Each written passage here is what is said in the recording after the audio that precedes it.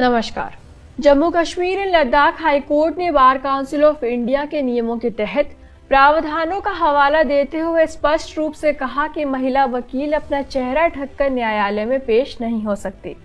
Justice मोक्ष खजूरिया काजमी और justice Rahul Bharti की खंडपीठ ने इस बात पर जोर दिया कि वकीलों के लिए ड्रेस कोड को नियंत्रित करने वाले बीसीआई के नियम इस तरह के परिधान की अनुमति नहीं देते हैं। कोर्ट रूम में शिष्टाचार और पेशेवर पहचान बनाए रखने के महत्व पर जोर दिया गया।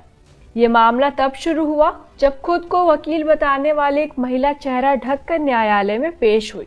पहचान के लिए इसे हटाने का अनुरोध किए जाने पर उसने जोर देकर कहा कि इस तरह के परिधान में पेश होना उसका मौलिक अधिकार है। आपको बता दें कि न्यायालय ने बीसीआई नियमों के अंतर्गत कानूनी ढांचे की जांच की, विशेष रूप से अध्याय 4 की, जो न्यायालयों के समक्ष उपस्थित होने वाले वकीलों के लिए ड्रेस कोड निर्धारित करता है। इस मामले में आगे न्यायालय ने कहा कि प्रेस्क्राइब्ड कोर्ट रूम अटायर के रूप में चेहरा ढकने को शामिल करने का कोई उल्लेख या अनुमति नहीं है।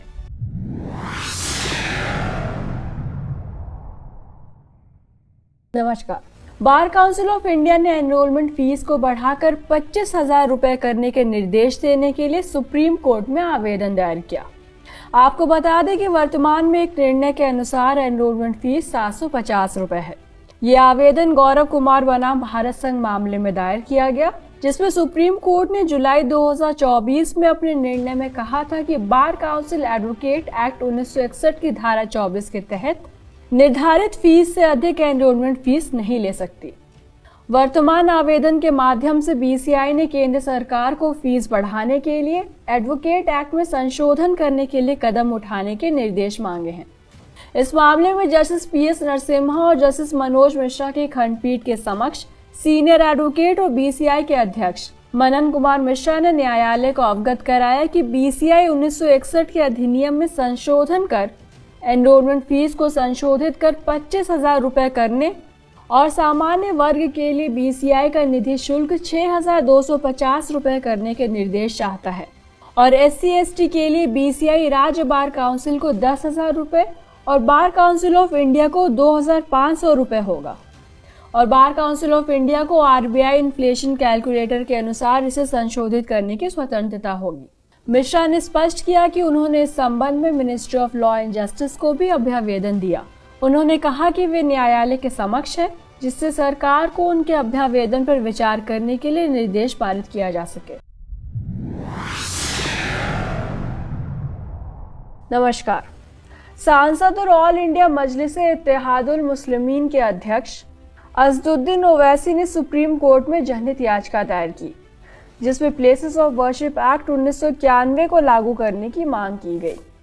याचिका में धार्मिक स्थलों पर दावा करने वाले मुकदमों पर विचार करने और उन पर सर्वेक्षण आदेश पारित करने से पहले अपनाई जाने वाली प्रक्रिया के बारे में सभी न्यायालयों को सामान्य निर्देश देने की भी मांग की गई।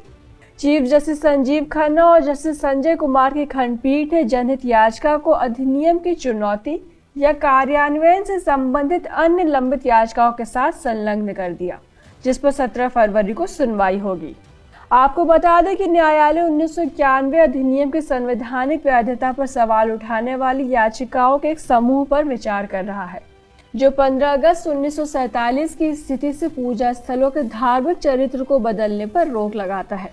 1991 अधिनियम के कार्यान्वयन की मांग करने वाली जमीयत उलेमाए हिंद की एक रिट याचिका भी लंबित है। आपको बताते चले कि 12 दिसंबर को CJI खन्ना, जस्टिस संजय कुमार और जस्टिस KV विश्वनाथन की खंडपीठ ने पूजा स्थलों के खिलाफ कोई भी मुकदमा दायर करने पर अंतरिम रोक लगाने का आदेश दिया और लंबित मुकदमों में जिला अदालतों को सर्वेक्षण करने का निर्देश देने से रोक दिया।